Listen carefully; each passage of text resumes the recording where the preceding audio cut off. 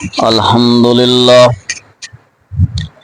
الحمدللہ نحمده ونصلی علی رسولہ الکریم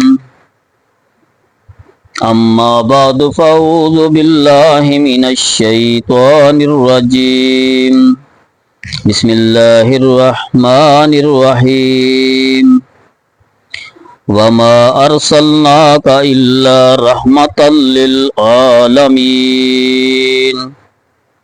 رب اشرح لی صدری ویسر لی امری واحلل عقدۃ من لسانی یفقہوا قولی۔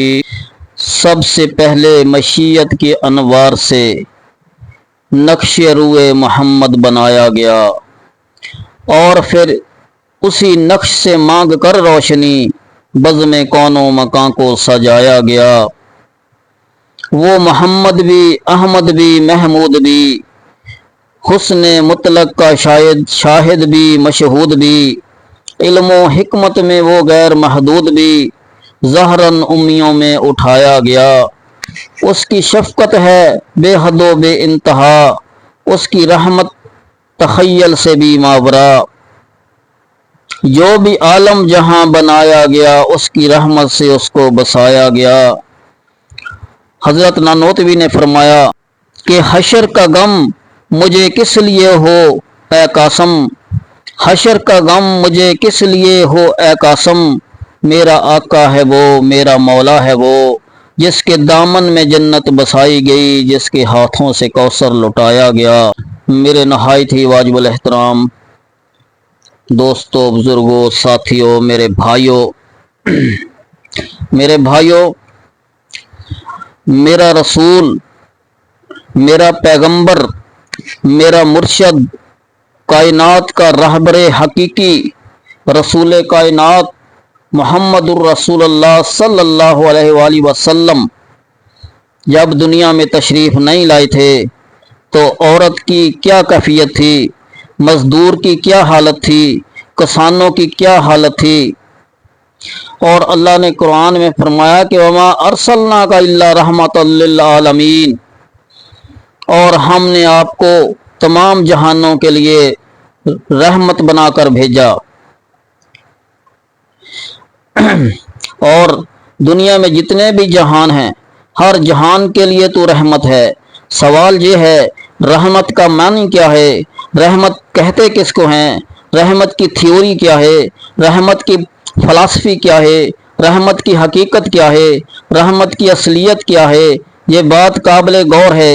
دنیا میں جتنی بھی کتابیں آج تک چھپی ہیں، رحمت کا معنی ایک ہے، رحمت کا معنی راحت ہے، رحمت کا معنی چین ہے، رحمت کا معنی سکون ہے۔ میرے بھائیوں، دنیا میں کوئی انسان محمد رسول اللہ صلی اللہ علیہ وآلہ وسلم سے زیادہ مزدوروں کا حامی نہیں ہے، محنت کشوں کا حامی نہیں ہے۔ ملوں کے مزدوروں، کمپنیوں کے مزدوروں اور کارخانوں کے مزدوروں، محنت کشوں، آؤ ساری کائنات کے سردار کے دروازے پہ لے چلوں۔ میرے پیغمبر کی عدالت میں لوگ مشابہ کر رہے ہیں، حضور نے مشابہ فرمایا اور آپ صلی اللہ علیہ وآلہ وسلم نے دیکھا کہ ایک آدمی کے ہاتھ پر نشانات ہیں، اس کے ہاتھ پہ گڈھے پڑے ہوئے ہیں۔ حضور نے ہاتھ کو پکڑ لیا اور پکڑ کے فرمایا اے نوجوان تیرا نام کیا ہے؟ اس نے کہا میرا نام سعد ابن انصاری ہے۔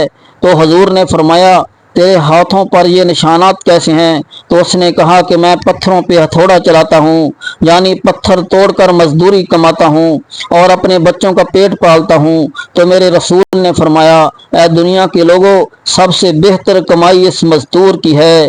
اور یہ کہہ کر میرے پیغمبر نے اس مزدور کا ہاتھ چوم لیا، مزدور کا ہاتھ چوما۔ میں نے چیلنج کیا کہ آؤ لیلل سے پوچھو، مارکس سے پوچھو، انگلینڈ برطانیہ سے پوچھو، روس سے پوچھو، کتنے بڑے بڑے فرما روا دنیا میں آئے، لیکن ایسا بھی کوئی شخص آیا جس نے اپنی امت کے ایک مزدور کا ہاتھ چوما ہے؟ وہ پیغمبر جو معراج کی رات عرش پہ پہنچا، وہ پیغمبر جس کے دروازے پہ ایک لڑکی قید کر کے لائی گئی، قیدی عورتیں آئیں، قیدی مرد آئے تو میرے رسول نے فرمایا کہ بلال یہ میری نبوت والی چادر لڑکی کے چہرے پہ ڈال دے۔ حضرت بلال نے فرمایا کہ اللہ کے رسول یہ تو کافر کی بیٹی ہے۔ میرے نبی نے فرمایا بلال بیٹی بیٹی ہوتی ہے، چاہے کافر کی ہو چاہے مسلمان کی ہو۔ آج تو کافر کی بیٹی کے سر پہ کپڑا ڈالے گا، قیامت کے دن خدا تیرے گناہوں پہ پردہ ڈال دے گا۔ سبحان اللہ۔ میرے پیغمبر کی اس رحمت کو دیکھو، ایک مزدور کے ہاتھ کو میرے نبی نے چوما ہے۔ یہ فرمایا کہ مزدور کا پسینہ خشک ہونے سے پہلے مزدور کی مزدوری ادا کر دو۔ یہ اعلان سب سے پہلے دنیا میں کرنے والا رحمت للعالمین ہے۔